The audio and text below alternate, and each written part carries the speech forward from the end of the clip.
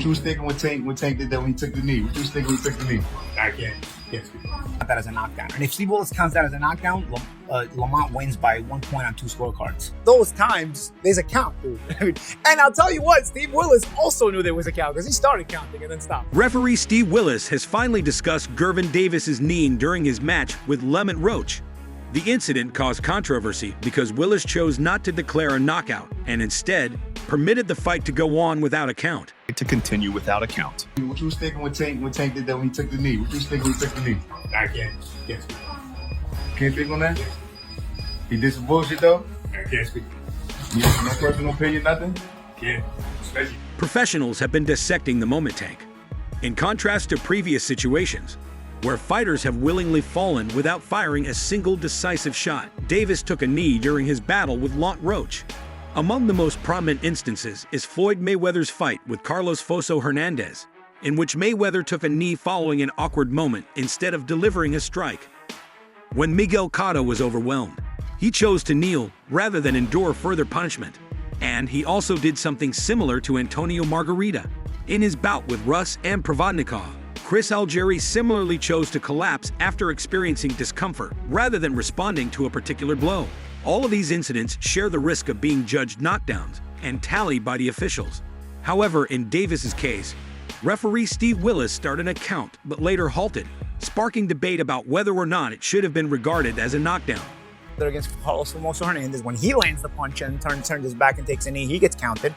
You think of Miguel Cotto against Antonio Margarita, where it was under duress and he just took that knee. And of course, my compadre right here, Chris Algieri against Ruslan Provodnikov as well. It wasn't a particular shot. You feel something, you feel discomfort, you take a knee. All those times, there's a count, dude. And I'll tell you what, Steve Willis also knew there was a count because he started counting and then stopped. Respected referee Jack Rice also contributed to the conversation by outlining the flexibility of boxing's rules. He stressed that the referee is the only authority in the ring and has complete discretion over whether a fighter is down or if the fight should go on. He also noted that referees are responsible for handling fouls or unsportsmanlike behavior, issuing warnings, deducting points, or disqualifying a fighter based on the severity of the situation. Finally, he explained what exactly qualifies as a knockdown, stating that a fighter is considered down if any part of their body other than the soles of their feet touches the canvas as a result of a legal punch.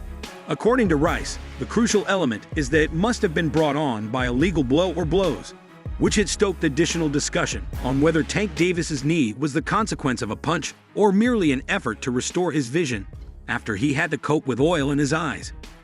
Let me just put out to you guys 3 rules of what a referee has to follow.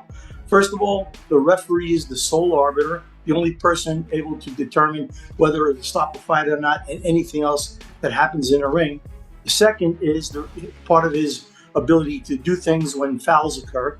If a boxer fouls or acts in an unsportsmanlike manner during the bout or in between rounds, the referee should admonish or disqualify the offending boxer, depending upon the severity of the offense.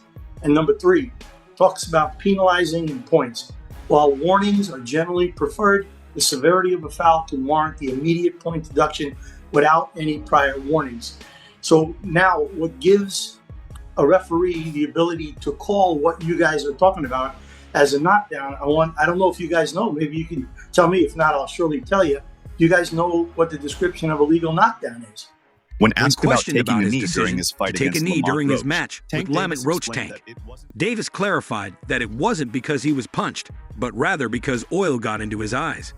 He said he just took the knee to clean his face and recover, having a clear vision and ignoring any worries about weakness. In response to fan comments, Davis reassured everyone that he was still cool. Despite the controversy surrounding the moment, Tank remained unfazed, confident in his abilities, and focused on his career. Although the moment may have sparked debate among analysts and fans, Davis continues to stand by his explanation, demonstrating his resilience both in and out of the ring as he moves forward in his boxing journey. Davis reflected on the nature of public opinion in boxing, saying, "They love you then, they hate you." 5. Tank, you voluntarily took a knee midway through this fight. It was not ruled a knockdown. What happened?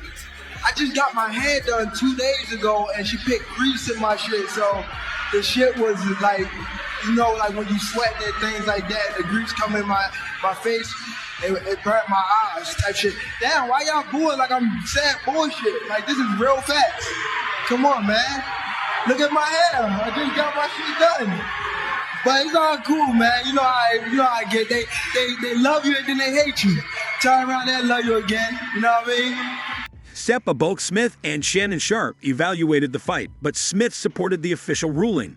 Sharp had a different perspective. He thought and Lamont Roach really prevailed in the bout, claiming that although Tank Davis delivered several clean, strong blows, Roach's punches were just as hard, if not stronger. Referencing Floyd Mayweather's similar incident against Carlos Foso Hernandez, in which Mayweather injured his hand, took a knee, and was given a standing count. Sharp highlighted Roach's aggression throughout the fight, saying that he pressed the action and remained competitive in every round. Although he acknowledged that Tank Davis fought well, sticking to his usual strategy of starting slow and finishing strong, Sharp questioned why the same standard wasn't applied to him in this fight, arguing that even with the 2-point deduction taken into account, it should have been ruled a knockdown. In his opinion, however, Pooh proved up to the challenge and won a hard, competitive fight that deserved a clear winner. Along with the fight's extremely low score, the argument over whether Tank Davis should have been given a count for the knee has only stoked more debate, with some people supporting the ruling. The dispute surrounding the knee and the final scorecard may increase pressure for a possible rematch between the two fighters, according to some like Sharp, who think Roach did enough to win. I agree with you, Stephen A., but I thought Lamont Roach actually won the fight. Okay. Even though Tank Davis hit him with some good, clean, hard shots, Roach came back and hit him with just as hard, if not harder shot than what he took from Tank. Yeah. I just thought Roach was the more aggressive fighter. You can't take a knee in the middle of the fight because Floyd Mayweather did the exact same thing. He hit the guy with a punch, and he must have broke his hand, broke a knuckle or something, and he took a knee, and they gave him a standing 8 count. He did. So He broke his hand. Even with the situation with the 2 points, I still think it was a close fight. And I think it might have been a 1-point victory for Roach without the 2 points, but I definitely think Roach won the fight. And that's not to say Tank didn't fight well. Tank fought well. Tank fought like he always fights. Interview. B. Yis provided commentary on the contentious incident when Tank Davis, a seasoned boxing trainer with over 40 years of experience in the sport, acknowledged that he had never witnessed anything like Davis taking a knee during his battle against Lamont Roach. He expressed surprise at a referee would normally start the game because of Davis's decision to take a knee and then dash to the corner to have his face cleaned, he said. Davis brought up the fact that referee Steve Willis started counting at first, but stopped, which exacerbated the controversy he admitted to tanking. Analysts and fans continued to debate whether the knee should have been ruled a knockdown, or even resulted in disqualification. Despite Davis's power and star appeal acknowledging that his ability to draw crowds plays a major role in the sport, some believe the moment should have led to a disqualification, because sticking one's head through the ropes to get assistance is generally not permitted. Now, as far as the knee goes, you've been in boxing for over 40 years. Over 40. Yeah. Have you ever seen anything like that? A guy takes a knee? No. Now, that's something I didn't expect him to do. You know what I mean? You know, he took the knee, you know what I mean? And then ran to the corner and got his eyes right there. They never allowed that. They would have started counting. You know what I mean? I see that he started counting, then he stopped. You know what I mean? But you got to understand, you know, Tank got a lot of power. That show you right there, he got power. Cash cow.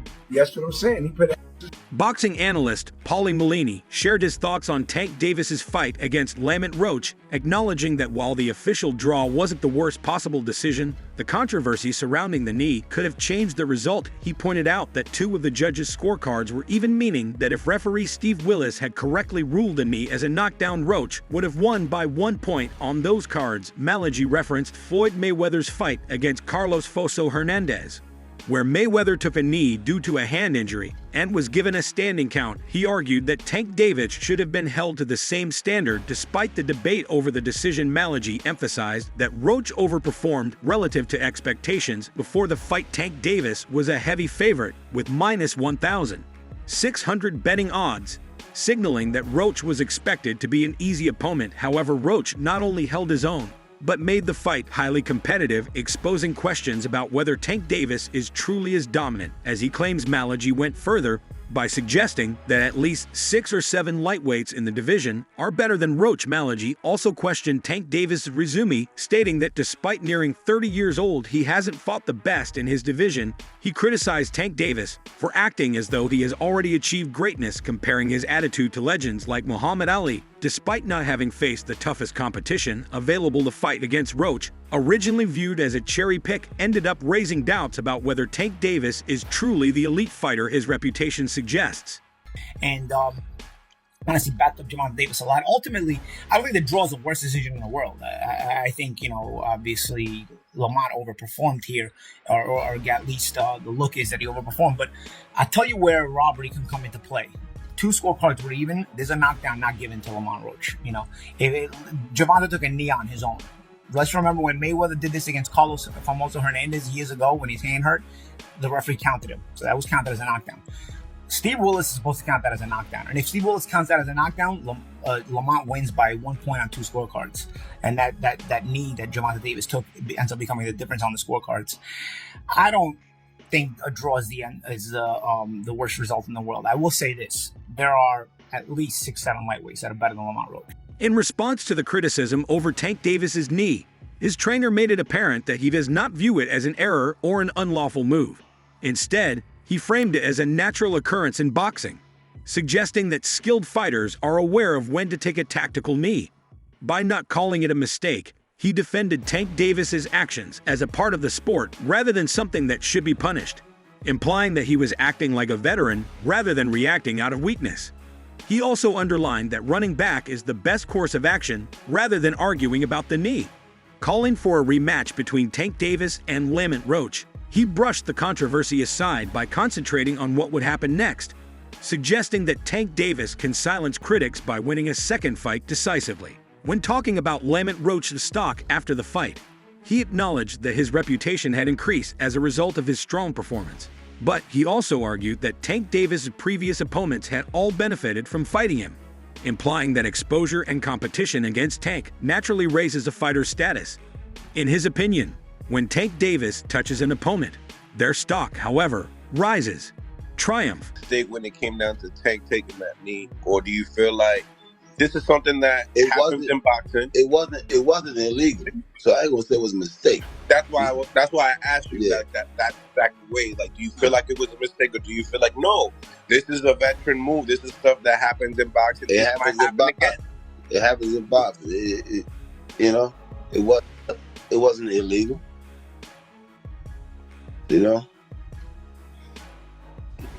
Just run it back. Just run it back. That's it.